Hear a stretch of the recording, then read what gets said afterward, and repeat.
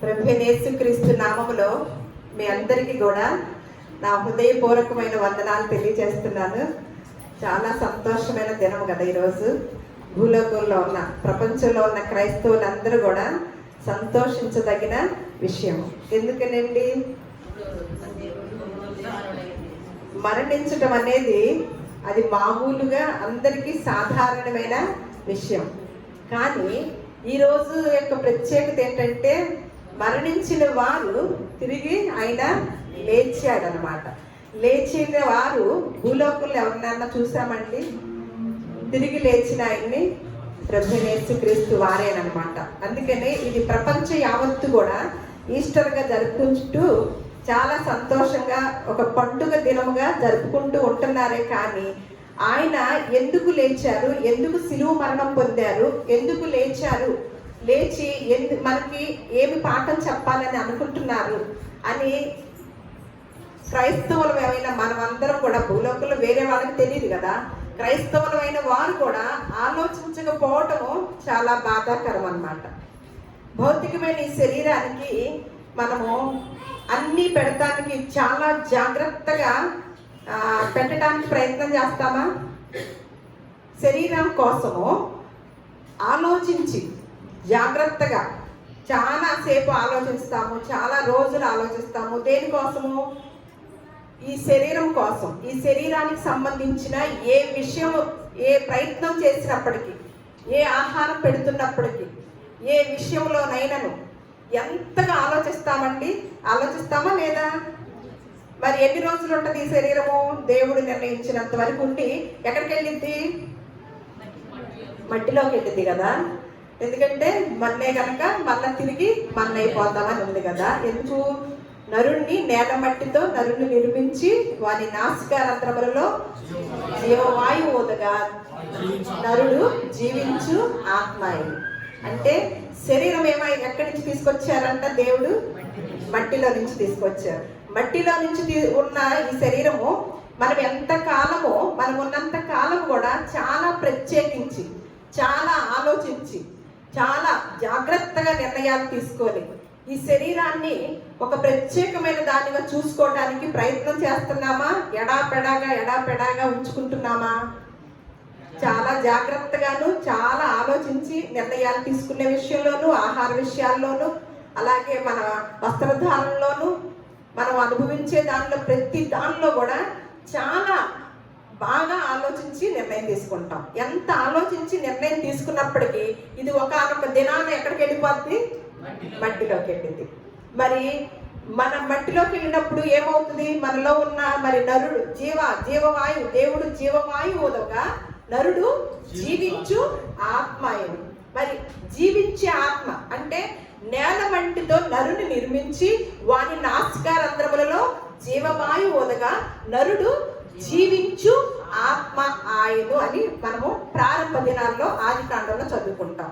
అంటే నేల మట్టితో చేసిన ఈ శరీరము నేల మట్టికి వెళ్ళిపోతుంది. మరి ఆయన ఊదాడు కదా, జీవవాయువు ఊదిన ఈ యొక్క ఆత్మ ఎక్కడ ఉంటుందండి? అదేం చేస్తుంది? అది కూడా వెళ్ళిపోతుందా? ఎక్కడ కలిసిపోతుందా మట్టిలో? లేకపోతే అది ఉండిపోతుందా? ఎక్కడ ఉంటుంది? ఎక్కడి నుంచి వచ్చిందో మళ్ళీ అక్కడికి వెళుతుంది కదా. అంటే దీనికి ఆత్మకి మరణం ఉందంటారా? లేదు కదా. మీరే అంటున్నారు. మరి అందరూ మాట్లాడండి. దేనికి మరణం ఉందండి? ఇప్పటి వరకు మాట్లాడుతున్నాం కదా. నేల మట్టితో నరుని నిర్మించాడు కదా. నీవు మన్నే కనుక మరలా మన్నై పోదు. ఇవన్నీ వింటున్నాం కదా. ఇవన్నీ పరిశుద్ధ గ్రంథంలో రాసి ఉన్నాయి. అంటే నేల మట్టితో చేసిన నిర్మాణం చేసిన ఈ శరీరము ఒకానొక దినాన ఎక్కడ కలిసిపోతుంది? మట్టిలోనే కలిసిపోతుంది. మరి ఆయన జీవవాయువు ఊదగా మనిషి ఏమవుతున్నాడు? జీవించు ఆత్మ ఉన్నాడు. మరి ఆత్మ ఏమన్నా మీరే చెప్పారు, అది దానికి మరణం లేదు. అది ఎక్కడి నుంచి వచ్చిందో అక్కడికి వెళుతుందని మనందరం కూడా ఒప్పుకోక తప్పదు కదా. మరి మట్టిలో కలిసిపోయే యొక్క దేహాన్ని గురించి మరి అంతగా ఆలోచించిన మనము మరి మరణమే లేని ఆత్మ కొరకు మరి ఎంతగా ఆలోచించుతున్నాం, ఎంత శ్రద్ధ పెడుతున్నాము. మరి ఆత్మకు చావు లేదన్నారు కదా. ఆత్మకు చావు లేదు కదా. మరి చావు లేని ఆత్మ కోసము మనం ఏమి చేస్తున్నాం? భౌతికంగా భూలోకంలో ఉన్నప్పుడు దాన్ని మరి మరణము లేని ఆత్మకి అటువంటి ఆధిక్యతను ఇవ్వటానికి భూలోకంలో ప్రయత్నం చేస్తున్నామా? ఒకవేళ దాన్ని మర్చిపోయి మన్నైపోతున్న మట్టిలో కలిసిపోయే శరీరం దేహం కొరకు ఆలోచిస్తూ ఉన్నామా? ఒకంత పరిశీలన చేసుకొని మనస్ఫూర్తిగా చెప్పండి.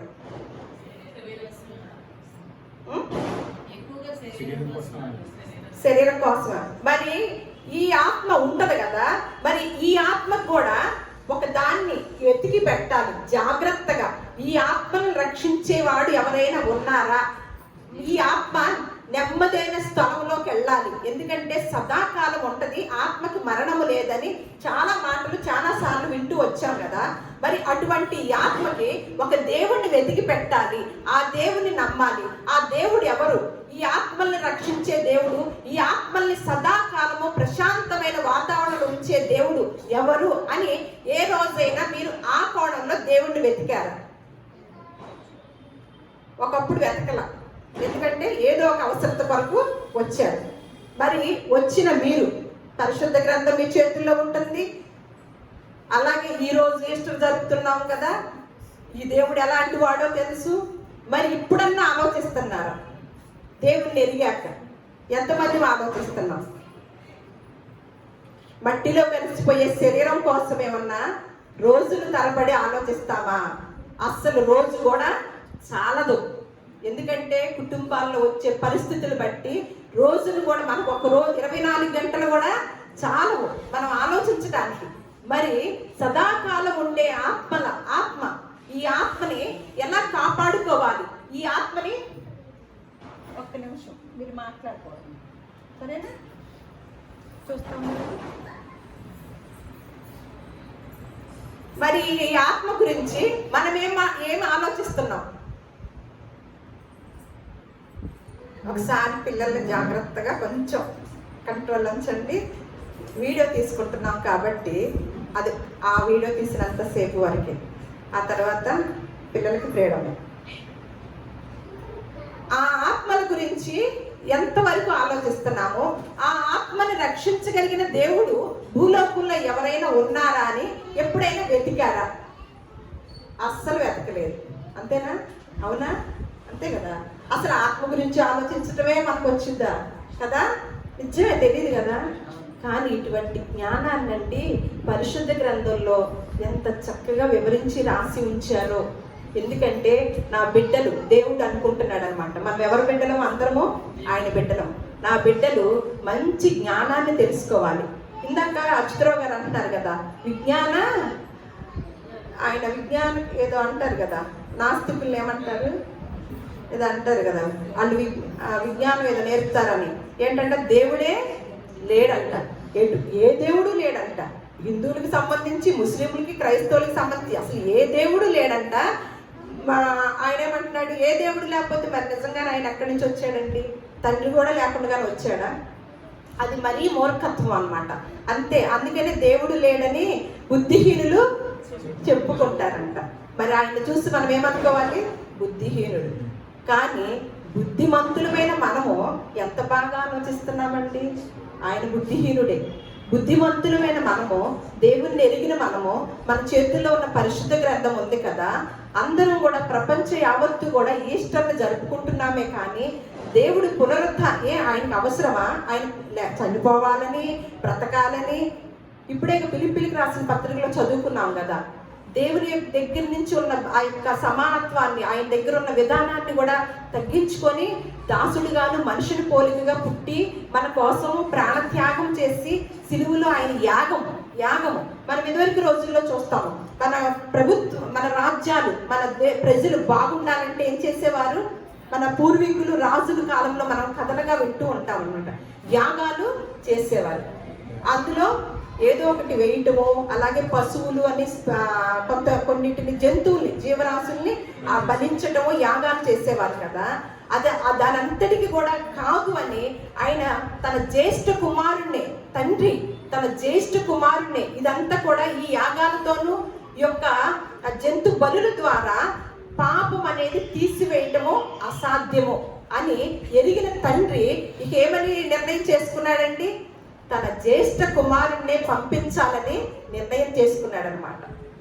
మనం అంతకు ముందు మన పూర్వీకుల కాలంలో యేసుక్రీస్తు వారు పుట్టక ముందు, క్రీస్తుకు పూర్వం ఏమి జరిగేదంటే, మనం ఒక పాపం చేశామంటే దానికి విడుదల పాప విమోచన ఏంటంటే ఒక జంతువుని తీసుకెళ్లి బలి ఇచ్చేసేవారు.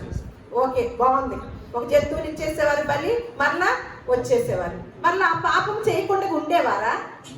మళ్ళా చేసేవారు. ఆ బలి ఇచ్చే దాన్ని ఏమని ఎంచుకున్నారు వాళ్ళు? ఒక మెడిసిన్ లాగా ఎంచుకున్నారన్నమాట. ఇది ఒక మందు, మాకు ఇదిగో ఈ పాపం చేసేసి ఈ రోజు రేపు వెళ్ళి బలి ఇచ్చేస్తే తగ్గిపోతుంది, మళ్ళా రేపు యథామాము అంట. అలా మొదలెట్టినప్పుడు ఆ దేవుడు అది చూసి చాలా బాధపడ్డాడండి. అందుకని మనకు ఒక చోట ఉంటుంది, ఏప్రిల్కి రాసిన పత్రికలోనేమో ఉంటుంది ఒక మాట, అది చూసేసి మనం వేరే దానిలో పెడదాము.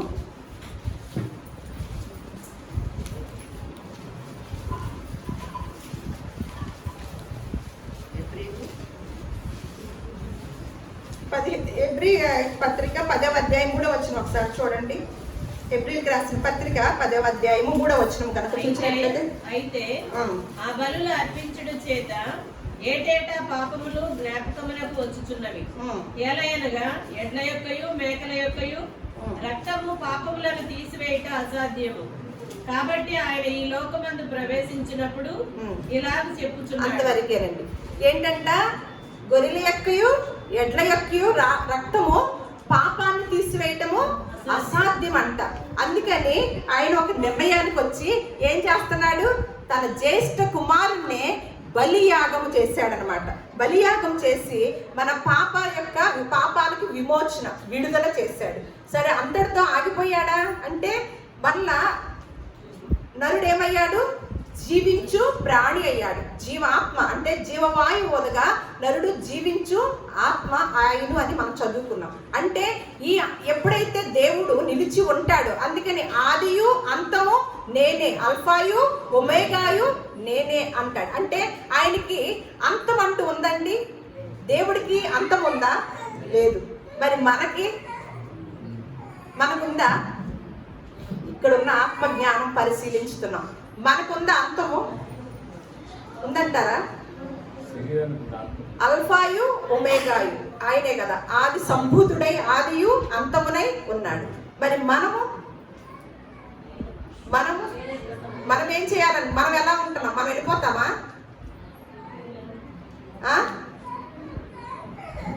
మనకు అంతం ఉందా? మనకు కూడా ఆయన బిడ్డలం కదా. ఆయన యేసుక్రీస్తు వారు జ్యేష్ఠ కుమారుడిని పంపించి ఆయన్ని పునరుద్ధానుడై తిరిగి తీసుకున్నాడు కదా, లేపాడు కదా. లేపిన మనకి ఏమని ఇచ్చి చెప్పి వెళ్ళాడండి? వెళుతూ ఏం చెప్పి వెళ్ళాడు యేసుక్రీస్తు వారు? మీరు కూడా వస్తారంటారా, లేకపోతే మీరు ఇక్కడే ఉండిపోతారన్నాడా? ఓకే. ఈ ఆత్మల గురించి కనుక ఆలోచించినట్లయితే మరణాన్ని జయించిన దేవుడు ఒకడు ఉన్నాడనమాట. ఈ ఆత్మ సదాకాలము నిలిచి ఉండాలంటే మరణాన్ని జయించిన దేవుణ్ణి మనం వెతకాలి. మరణాన్ని జయించిన దేవుడు ఎవరయ్యా ఉన్నారంటే, ప్రపంచ యావత్తు కూడా మనము జరిపించుకుంటున్న ఈ పండుగ సందర్భాన్ని పట్టుకొని ప్రభువైన యేసుక్రీస్తు వారు మాత్రమే ఉన్నారు. మరి అటువంటి దేవుణ్ణి మనం వెతికామా ఇప్పుడు వరకు? ఆ కోణంలో వెతకలేదు. సరే, దాన్ని పెట్టేసి ఇప్పుడు పునరుద్ధారుడైనప్పుడు ఎవరు వెళ్ళారో చూద్దాము. ఒకసారి యోహాను సువార్త ఏం జరుగుతుందో చూద్దాము. యోహాను సువార్త 20వ అధ్యాయము 1వ వచనం చూసి తర్వాత 11వ అధ్యాయం నుంచి 11వ వచనం నుంచి 18వ వచనం వరకు. కొంచెం ఇంకా చీకటిగా ఉన్నప్పుడు మగ్దలేనే మరియా పెందలకాడ సమాధి ఎద్దకు వచ్చి సమాధి మీద ఉంచిన రాయి తీయబడి ఉండుట చూచెను. 11వ వచనం నుంచి చదువు, అంటే మనకి సమయం ఉండదు కాబట్టి అన్ని చదువు. అయితే మరియా సమాధి బయట నిలిచి ఏడ్చుచుండెను. ఆమె ఏడ్చుచు సమాధిలో వంగి చూడగా తెల్లని వస్త్రములు ధరించిన 2 దేవదూతలు యేసు దేహము ఉంచబడిన స్థలములో తల వైపున ఒకడును కాళ్ల వైపున ఒకడును కూర్చుండుట కనబడెను. వారు, అమ్మా, ఎందుకు ఏడ్చుచున్నామని ఆమెను అడుగగా ఆమె, నా ప్రభువుని ఎవరో ఎత్తుకొని వెళ్ళిపోయి ఆయన ఎక్కడ ఉంచిరో నాకు తెలియలేదని చెప్పాను. ఆమె ఈ మాట చెప్పి వెనకతట్టు తిరిగి యేసు నిలిచి ఉండటం చూచెను గాని ఆయన యేసు అని గుర్తుపట్టలేదు. యేసు, అమ్మా, ఎందుకు ఏడ్చుచున్నావు, ఎవరిని వెతుకుచున్నావు అని ఆమెను అడుగుగా ఆమె ఆయన తోటమాలి అనుకొని, అయ్యా, నీవు ఆయన్ను మోసుకొని పోయిన ఎడలా ఆయన్ని ఎక్కడ ఉంచిదివో నాతో చెప్పు, నేను ఆయన్ని ఎత్తుకొని పోదునని చెప్పాను. యేసు ఆమెను చూచి మరియా అని పిలిచాను. ఆమె ఆయన వైపు తిరిగి ఆయనను హెబ్రీ భాషతో రబ్బూని అని పిలిచాను. ఆ మాటకు బోధకుడు అని అర్థము. యేసు ఆమెతో, నేను ఇంకను తండ్రి యొద్దకు ఎక్కిపోలేదు కనుక నన్ను ముట్టుకొనవద్దు. అయితే నా సహోదరుల యొద్దకు వెళ్ళి నా తండ్రియు మీ తండ్రియు నా దేవుడును మీ దేవుడును అయిన వాని యొద్దకు ఎక్కిపోవచ్చున్నానని వారితో చెప్పుమని. మగ్దలేనే మరియ వచ్చి, నేను ప్రభువును చూచి తిని ఆయన నాతో ఈ మాటలు చెప్పనని శిష్యులకు తెలియజేశారు. అంతవరకేనండి. ఏం చేసిందంటండి ఈవిడ? ఎవరన్నా ఉన్నారా? ఈవిడ ఒకటేనా? ముందుగా ఆదివారమును ఇంకను చీకటిగా ఉన్నప్పుడే మగ్దలేని మరియ పెందల కడ సమాధి యొద్దకు వచ్చి సమాధి మీద ఉండిన రాయి తీయబడి ఉండుట చూచిన. ఎప్పుడు వెళ్ళిందంటండి? మళ్ళాగా 7:30, 9 అంటే 10:30కు వచ్చిందా? పెందల కడ తెల్లవారుజామున ఒక స్త్రీ ఏ తపనతో వెళ్ళిందండి? ఏ ఆశతో, ఏ ఆసక్తితో వెళ్ళిందండి? తన కుటుంబ పరిస్థితుల గురించి వెళ్ళిందా? దేవుణ్ణి, యేసుక్రీస్తు వారు తిరిగి లేస్తారనే వెళ్ళిందా? ఏ ఉద్దేశంతో వెళ్ళిందంటారు మీరు? పెందలకల లేచి వెళ్ళిందంట. వెళితే అక్కడ సమాధి రాయి తీయబడి ఉండటం చూసింది. చూసినప్పుడు ఇక్కడ చూద్దాం 16 నుంచి. యేసు ఆమెను చూచి మరియా అని పిలిచెను. ఆమె ఆయన వైపు తిరిగి ఆయనను హెబ్రీ భాషతో రబ్బూని అని పిలిచెను. ఆ మాటకు బోధకుడని అర్థం. చూడండి, చూడగానే ఎంత అర్థం చేసుకుందో. భయం వేసిందా? దెయ్యం అని. చనిపోయిన వ్యక్తి కళ్ళారు చనిపోవడం చూశారు కదా వీళ్ళందరూ. మరి చనిపోయిన వ్యక్తి మన తిరిగి లేచి అమ్మా అని పిలుస్తుంటే వెంటనే ఏమనాలి? మనబోటోడు ఏం చేస్తాము? కంగారు పడతామా? తాపీగా నిలబడి బోధకుడా అంటామా? తన యొక్క జ్ఞానాన్ని చూడండి. అంటే తను ఏం ఆశ కలిగి వెళ్ళింది? పెందల కడ ఆ యొక్క యేసుక్రీస్తు వారి యొక్క సమాధి దగ్గరికి వెళ్ళి చూడాలని, పెందల కడ వెళ్ళి ఆయన తిరిగి లేచాడా లేకపోతే ఏంటి, నేను చేయవలసిన కార్యక్రమాలు చేయాలి అనే ఉద్దేశంతో వెళ్ళిందంట.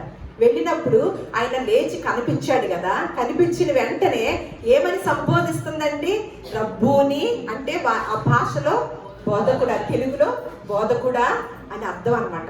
ఎంత అర్థం చేసుకుందండి? తొందరగా అపార్థం చేసుకుందా, అర్థం చేసుకుందా? ఒక్క మాట అమ్మా అని పిలిచాడు, వెంటనే అర్థం చేసుకొని బోధకుడా అని అంటుంది అన్నమాట. అప్పుడు చెప్తున్నారు యేసుక్రీస్తు వారు. యేసు ఆమెతో, నేను ఇంకను తండ్రి యొద్దకు ఎక్కిపోలేదు గనుక నన్ను ముట్టుకొనవద్దు. అయితే నా సహోదరుల యొద్దకు వెళ్ళి నా తండ్రియు మీ తండ్రియు నా దేవుడును మీ దేవుడునైన వాని యొద్దకు ఎక్కిపోవచ్చున్నానని వారితో చెప్పమని. ఏమని చెప్పమంటున్నాడు? మొట్టమొదటిగా వార్త ఎవరు తీసుకెళ్లారండి? ఈ వార్తని ఉదయాన్నే ఏ వార్తలు చూస్తామండి? పెద్దల కడ లేచి ఏ వార్తలు చూస్తాము? దేని మీద దృష్టి ఉంచుతాము మనము? మొట్టమొదటగా సువార్త, పునరుద్ధానుడైన యేసుక్రీస్తు వారి యొక్క సువార్తను అందించింది ఒక స్త్రీ అయ్యేసరికి నేను చాలా సంతోషించుతున్నాను అన్నమాట. దేవుడిచ్చిన ఆధిక్యతను బట్టి, ఆ స్త్రీకి ఇచ్చిన ఆధిక్యతను బట్టి, ఆ స్త్రీ జాతిలోనే మనల్ని కూడా ఉంచినందుకు దేవునికి స్తోత్రము కలుగును గాక. ఎలాంటి చెప్తుంది? ఏదైతే చెప్పమన్నాడో ఆ మాటలు తీసుకెళ్ళి ఇంట్లో పదుంతలే మరలా టిఫిన్ చేసి రావాలని అనుకుందా? ఏం చేసింది? వెంటనే మగ్దలేని మరియ వచ్చి, నేను ప్రభువుని చూచి తిని ఆయన నాతో ఈ మాటలు చెప్పినని శిష్యులే అయినప్పటికీ కూడా ఎవరు తెలుసుకోగలిగారండి? మొదటి వార్తని మొదటగా చూసింది ఎవరండి? మరియ. ఎవరికి ఆశ ఉంటేనో, ఎవరికి ఆసక్తి ఉంటేనో వారి వరకే పరిమితం అవుతుంది. నమ్ముకున్న వారందరికీ పరిమితం అవదండి. శిష్యులు ఉన్నారు, వెంబడించారు, ఏర్పాటు చేసుకున్నాడు శిష్యుల్ని కూడా. వారు ఉన్నారు అక్కడ. ఎవరికి దక్కింది ఆధిక్యత? ఎవరికి ఆసక్తి ఉంటే వారికే దక్కిద్ది. అక్కడ శిష్యులు అని, ఇంకొకళ్ళని, పాస్టర్లని ఉండదండి. ఎవరు ఆసక్తి కలిగి దేవుని యొక్క ప్రసన్నతను చూడటానికైనా, దేవుని యొక్క నిత్యరాజ్యానికి మేము కూడా వారసులు అవ్వాలి. ఆయన ఎలా ఎక్కిపోయాడో తండ్రి యొద్దకి, అలాగే తిరిగి వస్తానన్నాడే, మేము కూడా ఆయన జాబితాలో మేము కూడా ఉండాలి అని ఆశ కలిగిన వారికి ఆయన అనుగ్రహం కలిగిద్ది అనమాట. ఈ విధానాన్ని యేసుక్రీస్తు వారు నేర్పించారండి. వెంటనే నేర్చుకుంది ఎవరు? మరియ. మరి యేసుక్రీస్తు వారు ఉండగా అదే మార్గాన్ని అనుసరించారు కాబట్టే, అందుకని ఆయన వెళుతూ నేనే మార్గమును, సత్యమును, జీవమును, నా ద్వారానే తప్ప తండ్రి వద్దకు ఎవరు వెళ్ళలేరు అన్నారన్న మాట తెలుసు కదా. మరి క్రైస్తవులమైన మనము, ప్రపంచంలో ఉన్న క్రైస్తవులు ఆయన మార్గాన్ని, ఆయన ఉన్నది ఉన్నట్టుగా ఏదైతే చెప్పారో ఆ మార్గాన్ని అనుసరించేది ఎంతమంది అండి? ఎంతమంది అనుసరించుతున్నాము? మరి ఆయన కూడా ఈ విధముగానే చేసి చూపిస్తేనే కదా ఈ స్త్రీ కూడా అదే విధముగా పెద్దల కడ లేచి ఆయన యొక్క విధానాన్ని తెలుసుకోవాలని ప్రయత్నం చేసింది. మరి యేసుక్రీస్తు వారు ఏమి నేర్పించి వెళ్ళారో బోధకుడా అని చెప్తుంది కదా. ఆయన దగ్గర ఏం బోధ నేర్చుకుందో ఒకసారి లూకా సువార్త చూద్దాము. లూకా సువార్త 21వ అధ్యాయము 38వ వచనం. లూకా సువార్త 21వ అధ్యాయము పెద్దగా చదవండి. ప్రజలందరూ ఆయన మాట వినుటకు దేవాలయంలో ఆయన వద్దకు పెద్దల కడ వచ్చుచుండిరి. ఏం చేస్తున్నారంట? ఆయన మాట వినుటకు, ప్రజలందరూ ఆయన మాట వినుటకు దేవాలయంలో ఆయన వద్దకు పెద్దల కడ వచ్చుచున్నాడు. మన మార్కు సువార్త 1:35 కూడా చూద్దాం. అక్కడ కూడా ఏముందో 1:35. ఇక్కడ ఎవరు వచ్చారండి? లూకా సువార్తలో ఎవరు వచ్చారు? పెద్దల కడ పాస్టర్ గారు వచ్చారా? దేనికోసము? ఆయన మాటలు వినాలని పెద్దల కడ వచ్చి కూర్చున్నారంటండి. ఎవరు? ప్రజలు. అంటే ఆయన మాటలు ఎలాంటి అండి? ఆయన దయగల మాటల కంట జన సమూహము తండోపతండాలుగా వెళుతూ ఉండేదంటండి దయగల మాటలకి. ఆయన మాటలు వినాలనంట పెద్దల కడ వెళ్ళారంట. ఒక జాబితాను చూసాం, ఇక్కడ ఒక విధానాన్ని చూసాం. మరి ఈ బోధకుడు మరి ఏం చేస్తున్నారు? ఈ బోధకుడు లేటుగా వచ్చాడు అనుకోండి, వీళ్ళు ఏం చేస్తారు? పెద్దల కడ వెళ్తారా? మరి ఈ బోధకుడు కూడా మనకి నేనే మార్గమును, సత్యమును, జీవమునై ఉన్నానన్నాడు కదా. మరి ఈ బోధకుడు ఏం చేస్తున్నాడు ఇక్కడ చూద్దాం. ఆయన పెద్దల కడనే లేచి ఇంకనూ చాలా చీకటి ఉండగానే బయలుదేరి అరణ్య ప్రదేశమునకు వెళ్ళి అక్కడ ప్రార్థన చేయుచుండెను. సీమోనును అతనితో కూడా నున్నవారును ఆయనను వెతకుతూ వెళ్ళి ఆయనను కనుగొని, అందరూ నిన్ను వెతుకుతున్నారని ఆయనతో చెప్పగా, ఆయన ఇతర సమీప గ్రామంలోనూ నేను ప్రకటించినట్లు వెళుతాము రండి, ఇందుకు నిమిత్తమే కదా నేను బయలుదేరి వచ్చినని వారితో చెప్పాను. అంతవరకేనండి. ఎందుకు వచ్చాడంట? ఈయన కూడా ఏం చేస్తున్నాడంట?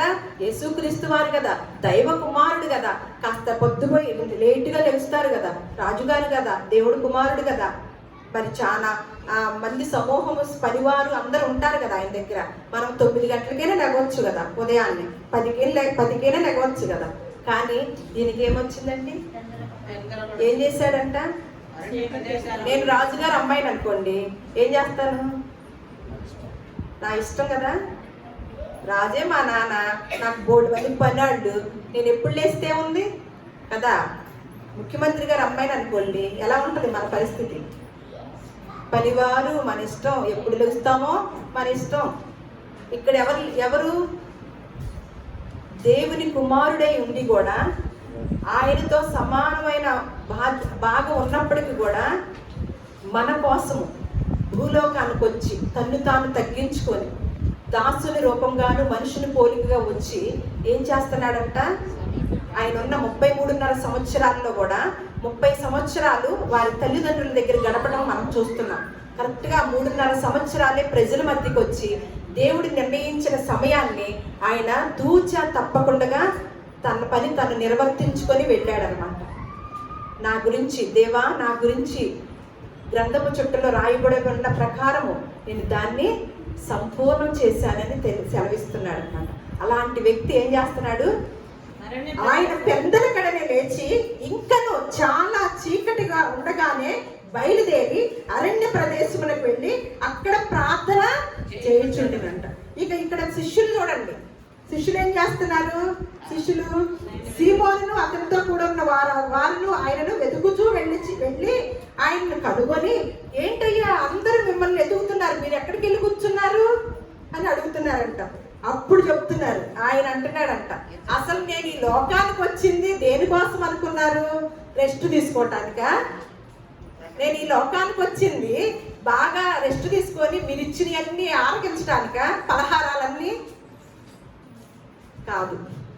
మనం సేవించే దేవుడు మనకేది చెప్పాడో అదే చేశాడు, ఏది చేశాడో అదే చెప్పిన దేవుణ్ణి సేవిస్తున్నాం.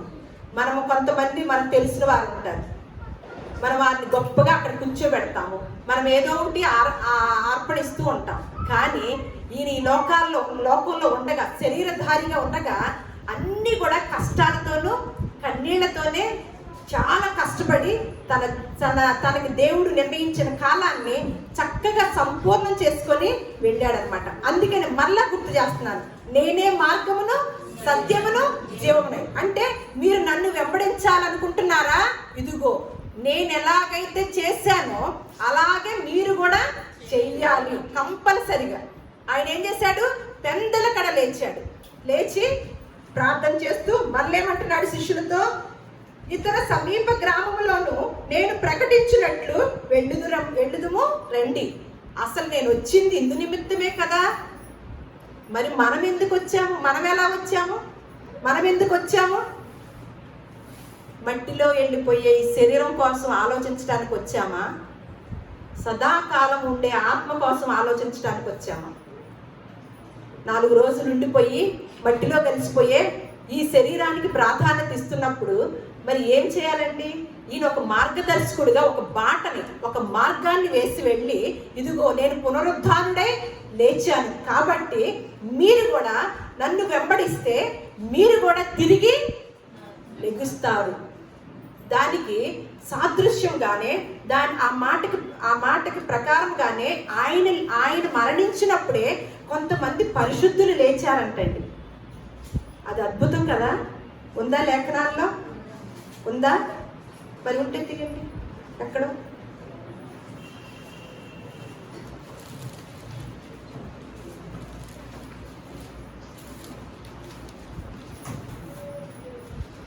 మత్తయి వారు మీరు ఎతకలేరులేండి, మీరు ఎతకలేరు. ఎందుకంటే ఇప్పుడు అలవాటు పడిపోయి ఉన్నాం కదా. దైవ సేవకులు చెప్పడం మనం వింటాం, మళ్ళీ ఇంటికి వెళ్తాం, మళ్ళీ వచ్చే వారం రావటం మనం వింటాం, మళ్ళీ వెళ్తాం. మనం బైబిల్ తీయం కదా. మత్తయి సువార్త 27వ అధ్యాయం. కాబట్టి నేను చెప్పలేదు వచ్చినాము ఎవరికి తెలుసు. మత్తయి సువార్త 27వ అధ్యాయం 50వ వచనం చదవండి. 50వ వచనం నుంచి 53 వరకు. యేసు మరలా బిగ్గరగా కేక వేసి ప్రాణము విడిచెను. అప్పుడు దేవాలయపు తెర పై నుండి క్రిందికి వరకు 2గా చిరిగెను. భూమి వణికెను, బండలు బద్దలాయెను, సమాధులు తెరవబడెను. నిద్రించిన అనేక మంది పరిశుద్ధుల శరీరములు లేచెను. అంతవరకే. ఏంటంటండి ఏం జరిగింది? అప్పుడు ఆయన మరణించినప్పుడు దేవాలయపు తెర ఏమైందంట? 2గా చీలింది. ఎందుకు దేవాలయపు తెర 2గా చీలిందో ఆలోచించారా? ఒకప్పుడు గర్భగుడిలోకి వెళ్ళటానికి యాజకులకి, ప్రధాన యాజకులకే అవకాశము. సామాన్యులమైన మనకి ఆ అవకాశము లేదు. క్రీస్తుకు పూర్వం అలాంటి పరిస్థితి అన్నమాట. ఇప్పటికైనా చూడండి, గర్భాలయంలోకి మనం వెళ్తామా? ఈ ఆలయంలోకి అయితే చక్కగా ప్రశాంతంగా మీరు దర్జాగా వచ్చేసారు. అది ఇంకొక ఆలయంలోకి వెళ్ళండి, లోపలికి వెళ్ళనిస్తారేమో. ఇక్కడున్న ఆధిక్యత అన్నమాట, ఇక్కడున్న ఆధిక్యత. ఎందుకంటే అటువంటి అవకాశాన్ని యేసుక్రీస్తు వారు శిలువ మరణం ద్వారా మనకి కలగజేశాడనమాట. ఆయన శిలువ మరణంతో పాటు ఏం జరిగిందంట? దేవాలయపు తెర 2గా చిరిగిందంట.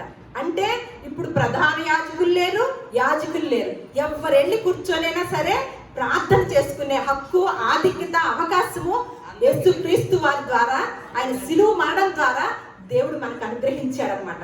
ఇప్పుడు ఎవరైనా సరే తండ్రి అనగానే ఎక్కడున్నా, ఏ పరిస్థితిలో ఉన్నా, ఏ స్థితిలో ఉన్నా, ఎలాగున్నా సరే, ఏ రూములో ఉన్నా, ఎక్కడ నడుస్తున్నా, ఎక్కడ తిరుగుతున్నా, తండ్రి అనగానే మన మొర వినటానికి దిగి వచ్చే దేవుణ్ణి మనం సేవిస్తున్నాం. దేవునికి మహిమ కలుగును గాక. ఏం చేశాడు అప్పుడు? మరి యేసుక్రీస్తు వారు ఉన్న కాలంలో సమాధుల్లో కొంతమంది చనిపోయిన వారిని సమాధుల్లో పెడతాం. మరి సమాధుల్లో ఉన్న వారు లెగవటం అంటే ఆ ఊరి వారందరికీ ఎంతగా ఉంటుందా, ఆశ్చర్యంగా ఉంటుందా? చాలా ఆశ్చర్యం. చచ్చిపోయిన వాళ్ళు ఒక 10 మంది లేచి వచ్చారనుకోండి, ఏముంటది అసలు? మన పరిస్థితి ఎలా ఉంటది?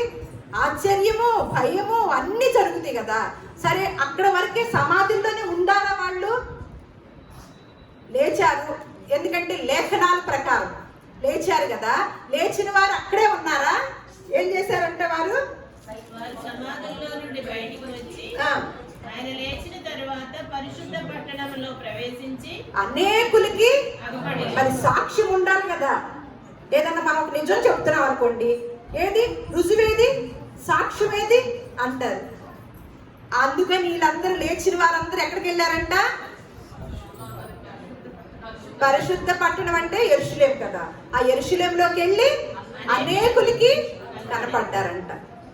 అంటే ఆమోసు గ్రంథంలో ఒక మాట ఉంటుంది, ఒక ప్రవచనం. నేను ఎప్పుడు చెప్తూ ఉంటాను, ఒక భూలోకంలో ఎవరైనా సరే దేవుడు అనబడే ఆయన విషయంలో ముందుగా ప్రవచనాలుగా ప్రవచించినవి, పుట్టుక గురించి, అలాగే మరణం గురించి, తిరిగి లేవటం గురించి ప్రవచించిన విధానం ఎవరికైనా ఉంది అంటే అది ఒక్క ప్రభువైన యేసుక్రీస్తుకేనమాట.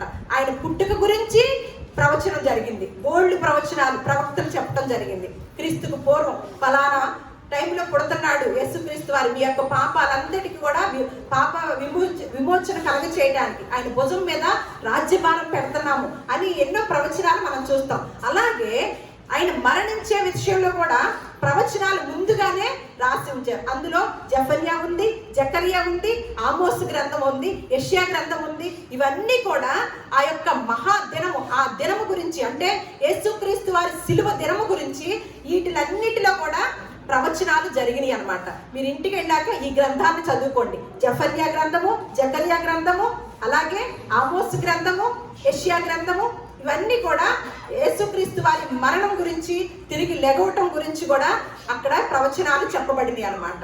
అలా చెప్పబడినప్పుడు ఇక్కడ ఏమంటున్నాడు? నేను ఇందు నిమిత్తమే కదా వచ్చింది, ఇతర సమీప గ్రామములకు వెళ్ళి నేను తెలియచేయటానికే కదా వచ్చింది అని ఆయన చెప్పుకున్నారు. అలాగే మరియమ్మకి ఏం చెప్పాడండి? శిష్యుల దగ్గరికి వెళ్ళి ఇప్పుడు ఏదైతే నువ్వు చూసావో, ఏదైతే విన్నావో అవన్నీ కూడా తెలియచేయమని. మరి ఇలాంటి వాటిని అనుసరించిన వారి భక్తులు ఎవరన్నా ఉన్నారా? కరెక్ట్ గా యేసుక్రీస్తు వారి మాటనే అనుసరించిన భక్తులు ఎవరన్నా ఉన్నారా బైబిల్ గ్రంథంలో? మరి మన ఈ భక్తులు ఏం చేస్తున్నారో, అప్పుడు భక్తులు ఏం చేస్తున్నారో, వేటిని అనుసరించుతున్నారో, గుడ్ ఫ్రైడే చేసుకుంటున్నారో, ఈస్టర్ని చేసుకుంటున్నారో, అప్పుడు భక్తులు ఒకసారి చూద్దాము మనము. ఒకసారి అపోస్తుల కార్యములు 22వ అధ్యాయము,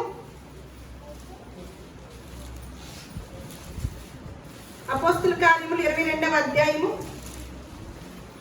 మొదటి వచనం ఒకటి చదివి, మొదటి వచనము, 3వ వచనము, అలాగే 13 చదవండి. మీ తర్వాత 6 కూడా చదవండి. సహోదరులారా, తండ్రులారా, నేను ఇప్పుడు మీ ఎదుట చెప్పు సమాధానము ఆలకించుడి. నేను కిలికియలోని తార్సులో పుట్టిన యూదుడను. ఎవరు చెప్తున్నారండి ఈ మాట? సహోదరులారా, తండ్రులారా. మరంట వివేకానందుడంట మొట్టమొదటిసారిగా విదేశాలు వెళ్ళి ప్రసంగం చేశారంటండి. విదేశీయులకి ఏమి తెలియదు, ఎవరో పవరం తెలియదు, కానీ వాళ్ళే జ్ఞానం అని మనోళ్ళు వెళ్ళి అక్కడికి వెళ్ళి కూర్చుంటారు. వెంటనే ఏమన్నాడంటే లేడీస్ అండ్ జెంటిల్మెన్ అని చెప్పాడంట. అంటే ఇంగ్లీష్లో చెప్పాడు. ఇక్కడ తెలుగులో ఏమంటున్నారు ఈయన?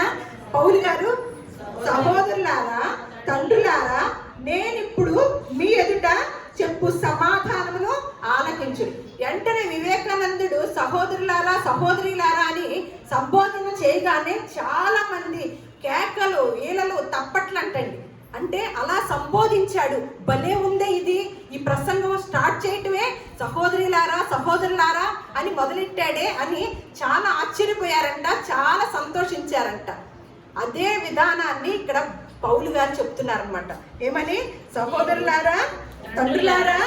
ఇప్పుడు మీ ఎదుట చెప్పు సమాధానం ఆయన పరిస్థితి చెప్తున్నాడు. నేను కిలికీలోని తార్సులో పుట్టిన యూదుడను. అయితే ఈ పట్టణంలో గమలీయేలు పాదముల యొద్ద పెరిగి మన పితరుల ధర్మశాస్త్ర సంబంధమగు నిష్ఠయందు శిక్షితుడునై మీరందరూ నేడు ఉన్న ప్రకారము దేవుని గురించి ఆసక్తుడనై ఉండి ఈ మార్గములోనున్న పురుషులను స్త్రీలను బంధించి, అంటే ఇక్కడ చూడండి, అర్థం అవుతుందా మీకు? ధర్మశాస్త్ర సంబంధమగు నిష్ఠ ఎంతంట శిక్షకుడై అంటే శిక్షణ తీసుకునేవాడై ఉండి మీరందరూ నేడు ఉన్న ప్రకారము దేవుని గురించి ఆసక్తుడనై ఉండి అంట. మరి దేవుడి గురించి ఆసక్తుడై ఉన్నప్పుడు తోటి సహోదరుల్ని హింస పెడతారా? చూడండి, మీరు గమనించండి ఈ ప్రసంగం. నేను ఇవన్నీ శిక్షణ తీసుకుంటూ ధర్మశాస్త్రమందు దేవుని గురించి ఆసక్తుడై ఉండి ఈ మార్గములో ఉన్న పురుషులను స్త్రీలను బంధించి చెరసాలలో వేయించుచు మరణం వరకు. మీరు ఇక్కడ చదివారా మాట? దేవుని యందు ఆసక్తి కలిగి ఉంటే పురుషుల్ని స్త్రీని, అంటే ఒక భక్తి మార్గంలో ఉన్న పురుషుల్ని స్త్రీలని బంధించి మరణం వరకు హింసించుతారా? దేవుడి యందు ఆసక్తి కలిగిన వాడై ఉండంట. అంటే తనకున్న నెగిటివ్ విషయాలను కూడా దాచకుండా మాట్లాడుతున్నాడు అనమాట. తను ఒక మళ్ళా పౌలుగా అయినప్పుడు, సౌలుగా ఉన్నప్పుడు సౌలుగా ఉన్నప్పుడు జరిగిన సంఘటన చెప్తున్నాడు అనమాట. అంటే ధర్మశాస్త్రముకు సంబంధించిన భక్తి భావం ఎలా ఉంటుందంటే ఇతరుల్ని ప్రేమించేటట్లుగా ఉంటుందా? అందుకనే మీరు ప్రతిసారి యేసుప్రభు వారి కాలంలో శాస్త్రులారా, వేషధారులైనా శాస్త్రులారా, పరిసయ్యులారా, మిమ్మల్ని చూస్తుంటే మంచిగా కోపం వచ్చేస్తుంది భలే, కానీ కోపంతో మాట్లాడడం చూస్తాం. శాస్త్రులు పరిసయ్యులు అంటే ఎవరు? ధర్మశాస్త్రాన్ని బోధించేవాళ్ళు. వాళ్ళని ఎందుకు మాట్లాడుతున్నాడు? వేషధారులారా అంటున్నాడు. అంటే వాళ్ళ దగ్గర ఏముంటలేదు, శాస్త్రం ఉంది కానీ పాటించటం లేదు. యేసుక్రీస్తు వారు వ్యభిచారులైనా ప్రేమిస్తాడు, నరహంతకులైనా ప్రేమిస్తాడు, కానీ వేషధారులను మాత్రం వేషాలు వేసుకొస్తారే, లోపల ఒకటి ఉంటుంది పైన ఒకటి ఉంటుంది. వారిని మాత్రము అస్సలు క్షమించడండి, ప్రేమించడు. దాన్ని జాగ్రత్తగా కనిపెట్టుకొని ఉండండి. మనం ఎవరైనా వేషధారుడిగా ఉంటున్నామేమో. నేను కొంతమందిని చూస్తాను, ఏదైనా బొట్టు పెట్టుకునే విషయంలో కుటుంబంలోకి వెళ్ళినప్పుడైనా పెట్టుకుంటారు, బయటకు వచ్చినప్పుడు తీసేస్తారు. పెట్టుకుంటే పెట్టుకోవటమే, లేదంటే తీసేయటమే. అలాగే కొన్ని విషయాల్లో అక్కడికి వెళ్ళినప్పుడు వేరే వాళ్ళ దగ్గరికి వెళ్ళినప్పుడు వేరే వాళ్ళలాగా ఉంటారు, ఇక్కడికి వచ్చినప్పుడు క్రైస్తవుల్లోకి వచ్చినప్పుడు క్రైస్తవుల్లాగా ఉంటారు. అంటే ఇక ఎవరు చూస్తున్నారు? దేవుడు చూడటలేదా? దేవుడు చూడటలేదా? ఇక్కడ ఏమంటున్నాడు అంటే ఈయన నేర్చుకున్న ధర్మశాస్త్రం ఏం నేర్పించింది? సౌలుగా ఉన్నప్పుడు భక్తి మార్గంలో పర్ఫెక్ట్ గా భక్తి చేసే వారి యొక్క విషయంలోనంట హింస పెట్టి మరణం వరకు కూడా వారిని హింస పెడుతూనే ఉన్నాను ఒకప్పుడు. నేను దానిపై మాటలు చదువుకున్నాం కాబట్టి మనకు అర్థమవుతుంది. అలాంటి వ్యక్తి కంట ఒకనాడు దివ్యమైన దర్శన భాగ్యము పొందుకున్నాడంట. ఆ పొందుకున్న వ్యక్తి చెప్తున్న మాటలు అన్నమాట. ఏమంటున్నాడు? పెద్దగా చదవనివ్వండి. దమస్కునకు సమీపించినప్పుడు మధ్యాహ్న కాలమందు ఆకాశం నుండి గొప్ప వెలుగు అకస్మాత్తుగా నా చుట్టూ ప్రకాశించెను. నేను నేల మీద పడి, సౌలా సౌలా, నీవెందుకు నన్ను హింసించుచున్నావని నాతో ఒక స్వరము పలుకుట వింటిని. అందుకు నేను, ప్రభువా నీవెవడవు అని అడిగినప్పుడు ఆయన, నేను నీవు హింసించుచున్న నజరేయుడనగు యేసును అని నాతో చెప్పాను. నాతో కూడా నున్న వారు ఆ వెలుగును చూచిరి గాని నాతో మాట్లాడిన వాని స్వరము వారు వినలేదు. అప్పుడు నేను, ప్రభువా నేనేమి చేయవలనని అడుగుగా, ప్రభువు నీవు లేచి దమస్కులోనికి వెళ్ళుము, అక్కడ నీవు చేయుటకు నియమింపబడినవన్నీ నీకు చెప్పబడినని నాతో అనెను. ఆ వెలుగు యొక్క ప్రభావం వల్ల నేను చూడలేకపోయినందున నాతో కూడా ఉన్నవారు నన్ను నడిపింపగా దమస్కులోనికి పదమూడుకి రమ్మా. అన్నయ్య సౌలా నా ఎద్దుకు వచ్చి నిలిచి, సౌలా సహోదరా దృష్టి పొందమని నాతో చెప్పగా ఆ గడియలోనే నేను దృష్టి పొంది అతన్ని చూచి తిని. అప్పుడు అతడు, మన పితరుల దేవుడు తన చిత్తమును తెలుసుకొనుటకును ఆ నీతిమంతుని చూచుటకును ఆయన నోటి మాట వినుటకును నిన్ను నియమించి ఉన్నాడు. నీవు కన్న వాటిని గూర్చియు విన్నవాటిని గూర్చియు సకల మనుషుల ఎదుట ఆయనకు సాక్షివై ఉందువు. కనుక నీవు తడవు చేయుట ఎందుకు? లేచి ఆయన నామను బట్టి ప్రార్థన చేసి బాప్తిస్మము పొంది నీ పాపములను కడిగి వేసుకొనుమని చెప్పాను. అంతవరకేనండి. ఏమైందండి? ఒక్క దివ్యమైన దర్శనం ద్వారా, దేవుడు దర్శించటం ద్వారా వెంటనే ఎలా మారిపోయాడండి? మారిపోవటం కుదిరిద్దా? మరి మనకి ఒకనొక దినాన దివ్యమైన దర్శనం పొందుకున్నామా? పొందుకున్న మనము ఎలా నిలబడి ఉన్నాము? ఈ వ్యక్తి మన తర్వాత ఏం మాట చెప్పాడు? నేను క్రీస్తుని పోలి నడుచుకున్నట్లు మీరు నన్ను పోలి నడుచుకోండి అని చెప్పాడు కదా. అంటే ఒకప్పుడు హానికరుడు, హింస పెట్టేవాడు, ఒక రకమైన ఒక మార్గంలో అసలు లేడు, అక్రమమైన మార్గంలో ఉన్న వ్యక్తి ఒక్క దివ్యమైన దర్శన భాగ్యంతోనే ఎటువంటి పరిస్థితిలోకి వెళ్ళాడు? దేవుడు ఒక్క మాట చెప్పగానే ఏమంటున్నాడు? ఏమని చెప్తున్నారు ఇక్కడ? అన్నయ్య, నీవు కన్న వాటిని గూర్చియు విన్న వాటిని గూర్చియు, అంటే బాప్తిసం తీసుకున్న వారు, దేవుని స్వరక్షకుడిగా అంగీకరించిన వారు ఏం చేయాలండి? కన్న వాటిని గురించి విన్న వాటిని గురించి సకల మనుషులు ఎదుట ఆయనకు సాక్షివై ఉందువు. గనుక నీవు తడవ చేయుట ఎందుకు? లేచి ఆయన నామమును బట్టి ప్రార్థన చేసి బాప్తిసం పొంది నీ పాపములను కడుగుకొను. వెంటనే బాప్తిసం పొందుకున్నాడండి. ఒక 10 రోజులు కనిపెట్టారా? మనవాళ్ళు కొంతమంది ఉంటారు కదా, ఏం చేస్తారు? రాజు కనిపెట్టమంటారు కదా, ఈలో పోతే ఇక్కడ వెంటనే ఏమంటున్నాడు? ఎలాంటి వాడు? మరలా మనలాగా సాదాసీదాగా ఉన్నాడా? సౌలు స్త్రీలని పురుషులు మరణమంత వరకు హింసించేవాడంట. మరి అలాంటి వ్యక్తి ఒక్క దర్శన భాగ్యంతో, ఒక్క రోజుతోనే ఎలాంటి మార్పు వచ్చిందండి? నువ్వేం చేయాలి? లేచి తడవ చేయకుండా బాప్తిసం పొంది వెంటనే పాపముల్ని కడిగి వేసుకో. నువ్వు కన్న వాటిని విన్న వాటిని మాత్రమే చెప్పి నా సాక్షిగా జీవించమన్నాడు. ఆ వ్యక్తి దేన్ని ఎత్తుక్కుంటున్నాడో తెలుసండి? మనం కూడా తెలుసుకున్నాం. నేను ముందే చెప్పాను, ఈ మట్టిలో కలిసిపోయే శరీరం కోసం ప్రాకులాడుతున్నామా, ఆత్మలని సదా రక్షించే ఏ దేవుడైతే ఆ దేవుని వెంబడించుతున్నామా అనేది ఒక ఇంత పరిశీలన చేస్తే మన ముందు ఒక మాదిరికరమైన భక్తులు ఉన్నారనమాట. ఫిలిప్పీలకు రాసిన పత్రిక 3వ అధ్యాయము, ఫిలిప్పీలకు రాసిన పత్రిక 3వ అధ్యాయము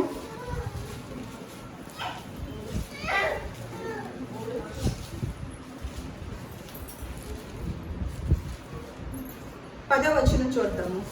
ఏ విధము చేతనైనను మృతుల్లో నుండి నాకు పునరుద్ధానము కలగవలెనని ఆయన మరణ విషయంలో సమానానుభవం ఆయనను ఆయన పునరుద్ధాన బలమును ఎరుగు నిమిత్తమును ఆయన శ్రమలలో పాలుపడనగుట ఎట్టిదో ఎరుగు నిమిత్తమును సమస్తమును నష్టపరుచుకొని వాటిని పెట్టతో సమానముగా ఎంచుకొనుచున్నాను. అంత ఒక్క నిమిషం అండి, కొంచెం మనసు పెట్టండి. యేసు క్రీస్తు వారు పునరుద్ధానుడై లేచి ఉండటం అనేది ఎవరి కోసం చేశాడు అనేది మనకు అర్థమైంది. మన కోసమని, మనల్ని కూడా ఆయన తీసుకెళ్ళాలి. మరి తీసుకెళ్ళాలంటే ఉట్టిగా తీసుకెళ్ళిపోతాడా? నమ్మగానే. మరి ఆయన కూడా, పౌలు గారు కూడా అలాగే వెళ్ళాలనుకొని ఏమనుకుంటున్నాడు ఈయన? ఒకసారి ఏ విధవ చేతనైనా సరే, ఎలాగైనా సరే ఈ పరలోక రాజ్యాన్ని నేను సంపాదించుకోవాలి ఎట్లయినా సరే అని మొండి పట్టు పట్టేశాడు అనమాట. మొండిగా మాట్లాడుతున్నట్లుగా మనం ఇక్కడ చూస్తున్నాం. ఏమంటున్నాడు? ఏ విధవ చేతనైనను మృతులలో నుండి నాకు పునరుద్ధానం కలగవలెనని. చూడండి, ఈ రోజు పునరుద్ధానుడైన యేసు మనం సేవిస్తున్నాం కదా, ప్రపంచమంతా కూడా పండుగ జరిపించుకుంటుంది కదా. మరి మనము పౌలు గారి లాగా అనగలుగుతున్నామా? ఏ విధవ చేతనైనను పునరుద్ధానుడైన యేసుక్రీస్తు ద్వారా నేను అంటే అదే పునరుద్ధానాన్ని నేను పొందాలి, ఆ నిత్యరాజ్యాన్ని పొందాలి, సదా ఈ ఆత్మను సదాకాలంలో ఉంచే విధముగా ఉంచుకోవాలి అని మనం ఇలాగే ఆలోచిస్తున్నామా? ఈయన ఆలోచిస్తూ ఏమంటున్నాడో చూడండి. ఆయన మరణ విషయంలో సమాన అనుభవం గలవాడనై, ఏంటి ఆయన మరణాల్లోనే సమాన అనుభవం గలవాడయ్యాడంట. మనం కొంచెం ఇందాక అంటున్నారు కదా, కొంచెం రక్తం పుట్టన్న కారుస్తామా? రక్తం అక్కల కొంచెం చెవటన్న పట్టిస్తామా దేవుడి కొరకు? కొంచెం చెవట దేవుని పని కొరకు, దేవుని పరిచర్య కొరకు కొంచెం చెవటన్న పట్టిస్తామా? చక్కగా ఫ్యాన్లు గాలి కూర్చుంటాము, కుర్చీల్లో వెళ్ళిపోతా ఉంటాం కదా. కానీ ఆయన మరణంలో సమాన అనుభవం గలవాడనై ఆయనను, ఆయన పునరుద్ధాన బలమును ఎరుగు నిమిత్తమును ఆయన శ్రమలలో పాలివాడి నగుట ఎట్టిదో ఎరుగు నిమిత్తమును ఏం చేశాడంట? సమస్తమును నష్టముతోను వాటిని పెంటతో సమానంగా ఎంచుకున్నాడంటండి. సమస్తమున కొంచెంనా? మనం ఏటిని ఎంచుకుంటున్నాము? దేన్ని గట్టి మొండి పట్టుబట్టి సాధించుకోవడానికి ప్రయత్నం చేస్తున్నాం. పునరుద్ధానుడై లేచాడని చెప్పుకోవటం బాగానే ఉంది, పండగ చేసుకోవటం. అందులో మనం ఎంత పాలిభాగస్తులు అవుతున్నాము, మనల్ని పాలిభాగస్తులు చేస్తాడా దేవుడు అని ఆలోచించడానికి చూస్తే, ఈయన్ని గనక చూసినట్లయితే మనం ఎంత ఎంచుకోవాలి? ఈయనేం చేస్తున్నాడంట? సమస్తమును పెంటతో సమానంగా ఎంచుకున్నాడంటండి. అసలు ఎంత ఆశ్చర్యమో చూడండి. అలా దీని కిందకి వచ్చేసరికి 17వ వచనంలో అందుకే అంటున్నాడు అన్నమాట, సహోదరులారా మీరు నన్ను పోలి నడుచుకొనుడి, మేము మీకు మాదిరి అయి ఉన్న ప్రకారము నడుచుకును. ఈ పైన ఏ మాట చెప్పాడు? నేను సమస్తాన్ని, ఈ యొక్క పునరుద్ధాన బలాన్ని నేను పొందుకోవాలని. ఆ పునరుద్ధానుడైన వాడు పైకి ఎలా వెళ్ళిపోయాడో, నేను కూడా మరణించాక ఆ యొక్క నిత్య రాజ్యములో నేను ఉండాలని ఎంచుకున్న వాడే అన్నిటిని కూడా, సమస్తాన్ని కూడా పెంటతోనూ నష్టంతోనూ ఎంచుకున్న నేను ఇప్పుడు చెప్తున్నాడు, ఇదిగో సహోదరులారా మీరు నన్ను పోలి నడుచుకోండి, మేము మీకు మాదిరి ఉన్న ప్రకారముగా నడుచుకొని వారిని గురిపెట్టి చూడుడి. ఎందుకంటే అనేకులు క్రీస్తు సిలువకి శత్రువులై కూర్చున్నారంటే అండి. ఎందుకు? అనేకులు క్రీస్తు సిలువకి శత్రువులై కూర్చున్నారు. ఏదైతే దేవుడు చెప్పలేదో దాన్ని చేయటంలో ప్రత్యేకత క్రైస్తవులకి. ఏదైతే చెప్పారో దేవుడు దాన్ని చేయకుండా ఉండటము ప్రత్యేకతమైన వారు ఎవరంటే క్రైస్తవులు. ఇక్కడ ఏమంటున్నాడు? అనేక మంది క్రీస్తు సిలువకి శత్రువులై ఉంటారు. అందుకని ఏం చేయమంటున్నాడో చూడండి. వీరిని గూర్చి మీతో అనేక పర్యాయములు చెప్పి ఇప్పుడు నువ్వు ఏడ్చుచూ చెప్పుచున్నాను, నాశనమే వారి అంతము, వారి కడుపే వారి దేవుడు. వారు తాము సిగ్గుపడవలసిన సంగతులు యందు అతిశయపడుతున్నారు. భూ సంబంధమైన వాటి యందే మన పౌర స్థితి, మన ఆధార్ కార్డు ఎక్కడుందంట? మనకి ఎక్కడ ఈ కార్డు కోసం ఎంత క్యూలో నుంచుంటామండి? ఆధార్ కార్డులో తేడాలు వచ్చినాయండి, మీకు వచ్చే పథకాలు రావంటే ఎక్కడికి వెళ్తాము? అసలు అన్నము అన్ని మానేస్తాం, ఇంట్లో క్యారేజీలు కడతాం, అన్ని మానేసి ఎక్కడికి వెళ్ళి కూర్చుంటాము? ఈ సేవలో కూర్చుంటాము. మన పౌర స్థితి ఎక్కడుందంట? మన పౌర స్థితి పరలోకంలో ఉంది, అది మర్చిపోతున్నారు. అందుకని ఏమంటున్నాడు? అక్కడ నుండి ప్రభువైన యేసుక్రీస్తు అను రక్షణ నిమిత్తము కనిపెట్టుకుని ఉన్నాము, సమస్తము తనకు లోపరుచుకున్న జాలని శక్తిని బట్టి ఆయన మన దీన శరీరమును తన మహిమ గల శరీరమునకు సమరూపము గల దానిగా. ఇదండి మనకిచ్చే ఆధిక్యత. యేసుక్రీస్తు వారు ఎలాగైతే మహిమ శరీరంతో వెళ్ళాడో అలాంటి శరీరాన్ని ఏమంటున్నాడు ఇక్కడ? తన మహిమ గల శరీరమును సమరూపము గల దానిగా మార్చే విషయంలో ఆయన దగ్గర మాత్రమే ఉంది. అలా సమరూపంగా ఆయన రూపంలోకి మారేటట్లుగా ఉండాలంటే మనం ఏం చేయాలి? సమస్తాన్ని వదులుకోవాలా? మాట ఉండదుగా. దేనికి ఎంచుకోవాలి? పెంటతో సమానముగా ఎంచాలి. సమస్తాన్ని అక్కర్లా, అక్కడక్కడ ఒక్కొక్క దాన్ని ఎంచండి. మరి పునరుద్ధానుడై లేచాడంటే ఎందుకు లేచాడు? ఎవరికి? ఆయన లేచి వెళ్ళిపోయాడు, ఆయన బాగానే ఉన్నాడు కదా. అది ఆయన వరకే లేచి వెళ్ళిపోతే ఉపయోగం ఉంటుంది. అదంతా కూడా మనకు కూడా సమరూపం. ఏమంటున్నాడు?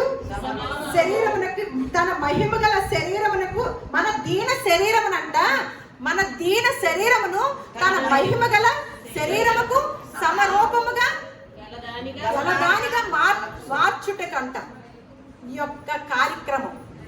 ఈ కార్యక్రమం చేసింది ఎందుకు అనుకున్నారు? 2000 సంవత్సరాల క్రితం ఎందుకు పునరుద్ధానుడై లేచాడు అనుకున్నారు? ఆయన ఎటు అక్కడే ఉన్నాడు. అసలు ఇక్కడ రావాల్సిన పని లేదు, మళ్ళా వెళ్ళాల్సిన పని లేదు. మనందరి కోసం చేసిన త్యాగం ఇది, మనందరికి ఇవ్వాలని అనుకున్న ఆధిక్యత ఇది. మరి ఎవరు ఉంటాం అందులో? మన కళ్ళ ముందు ఒక గొంగళ పురుగును చూస్తాం. కొన్ని జీవరాశులు మన కళ్ళ ముందును పెట్టారనమాట. పెట్టి ఆ జీవరాశి, ఆ గొంగళ పురుగును, ఒక జీవరాశిని చూద్దాం, ఆలోచిద్దాం. గొంగళ పురుగును ఎవరైనా ప్రేమించుతారండి? చక్కగా రామ్మ మేము మా యొక్క ఇంట్లో ఉంచుకొని చక్కగా ఆడుకుంటాం నీదని మన పిల్లలు అనుకుంటారా? అనుకోము. దాన్ని చూడగానే, దాని శరీరాన్ని చూడగానే ఏం చేస్తాము? వెంటనే ఒక చీపురు కట్టనో దేన్నో దాన్ని చెప్పునో తీసుకొచ్చేసి తొక్కేస్తాం కదా. కానీ మన కంట పడకుండా తన శరీరాన్ని కనుక కాపాడుకుంటే, జాగ్రత్తగా కాపాడుకొని తను ఒక కాలం వరకు ఒక గూడు కట్టుకొని అక్కడ గనక ఉంటే ఏమి రూపం వచ్చిందండి? చక్కని అందమైన రూపాన్ని, రంగురంగుల రూపాన్ని చూస్తాం కదా. మన కళ్ళ ముందే ఒక జీవరాశిని ఉంచి, ఇదిగో ఆ గొంగళ పురుగునన్నా చూసి నేర్చుకుంటావేమో అని ఆ జీవరాశిని మీ ముందు ఉంచాను. మీ శరీరాన్ని ఈ లోకంలో ఉండగా జాగ్రత్తగా ఉంచుకుంటారేమో, పాపములకి అప్పగించకుండగా ఉంచుకుంటారేమో. ఆ ఉంచుకున్న శరీరము ఎలా లేస్తుందంట? మహిమ కలిగే శరీరములాగా లేస్తుందంట అని ఇక్కడ అంటున్నాడు కదా. అని అలా చేసి చూపించిన ఆయన చూడాలి కదా. ఒక్కసారి అది చూసేసి మనం ముగించుకుందాము.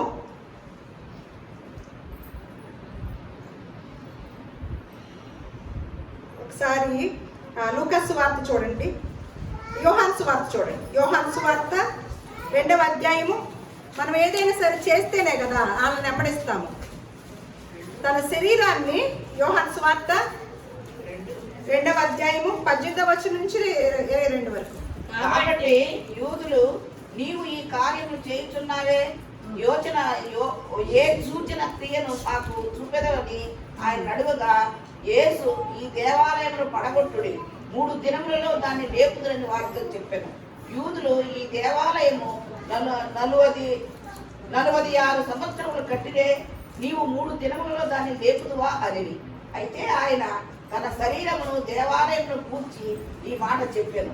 ఆయన మృతులలో నుండి లేచిన తరువాత ఆయన ఈ మాట ఏమంటున్నాడు? ఆయన శిష్యులు ఏమంటున్నాడు అంటే, 3 దినములలో యూదులంట, నీవు ఈ కార్యములు చేయుచున్నావే, ఏ సూచక క్రియను మాకు చూపెదవని ఆయనను అడుగగా అంటున్నాడంట. యేసు అంటే, యేసు దేవాలయంగా దేన్ని భావించాడండి? యేసు దేవాలయంగా దేన్ని భావించుకున్నాడు? శరీరాన్ని. యేసు తన శరీరాన్ని దేవాలయంగా భావించుకున్నాడండి. మరి అలాంటప్పుడు మనం ఏం చేస్తామండి? మనం ఏం భావించుకోవాలి?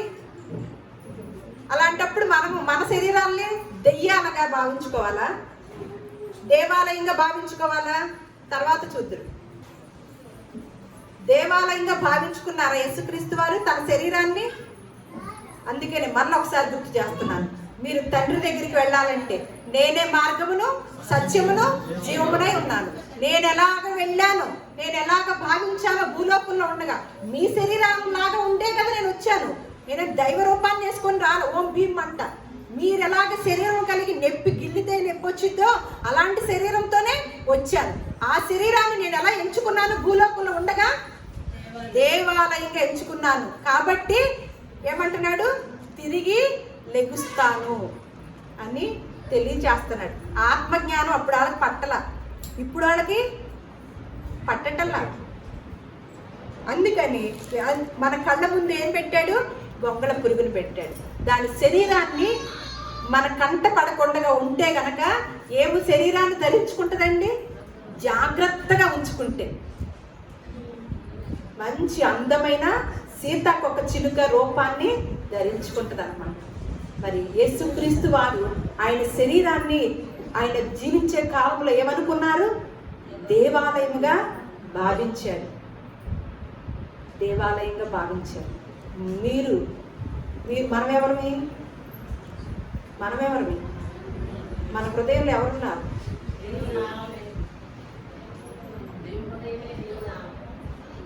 నరుని నాసికారంధ్రములలో జీవవాయువు వదగా జీవించే ఆత్మ ఆయన.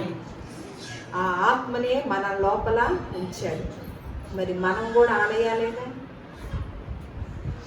మరి మన శరీరాల్ని దుర్నీతికి సాధనాలుగా వాడుతున్నామా? మరి మంచికి సాధనాలుగా వాడుతున్నామా?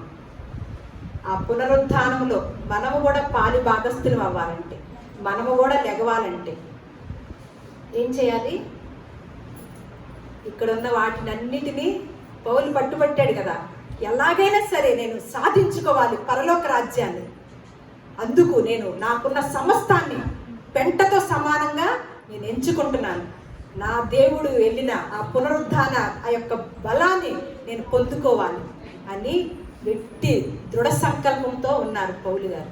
అందుకనే నేను క్రీస్తుని పోలి నడుచుకున్నట్లు మీరు నన్ను పోలి నడుచుకుంటే చాలు. చాలా మంది ఇటువంటి విషయాలు తెలియక క్రీస్తు సిలువకి శత్రువులయ్యారు.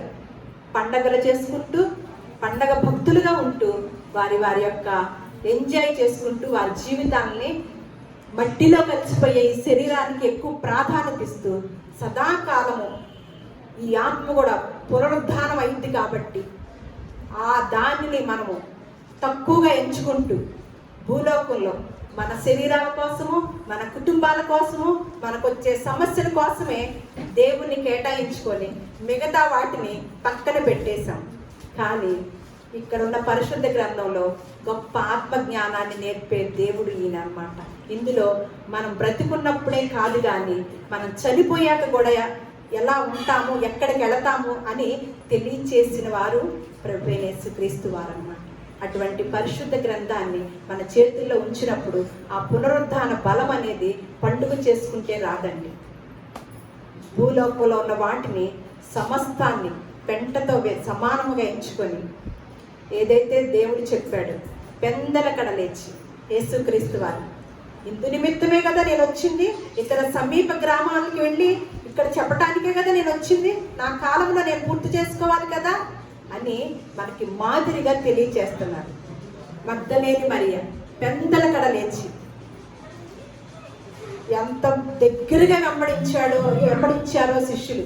అయినప్పటికీ కూడా వారు పొందుకోలేని ఆధిక్యత మగ్దలేని మరియ పొందుకొని తను వెళ్ళి శిష్యులతో చెప్పే అవుతారు. అందుకని కడపటి వారు మొదటి వారు అవుతారు, మొదటి వారు. మరి ఎందులో ఉన్నామో మనము పరిశీలించుకొని ఈ దేవుడిచ్చే పునరుద్ధాన శక్తిని, బలాన్ని ఎవరికైతే ఇస్తున్నాడు, ఎవరైతే ఆసక్తి కలిగి ఉన్నారో వారికి ఇవ్వటానికి సిద్ధంగా ఉన్నాడు. దేవుడి ఈ మాటల్ని మన హృదయాల్లో ఫలింపచేయునుగాక. దేవుడు మిమ్మల్ని అందరినీ కూడా అటువంటి పునరుద్ధాన బలముతో ఆశీర్వదించునుగాక.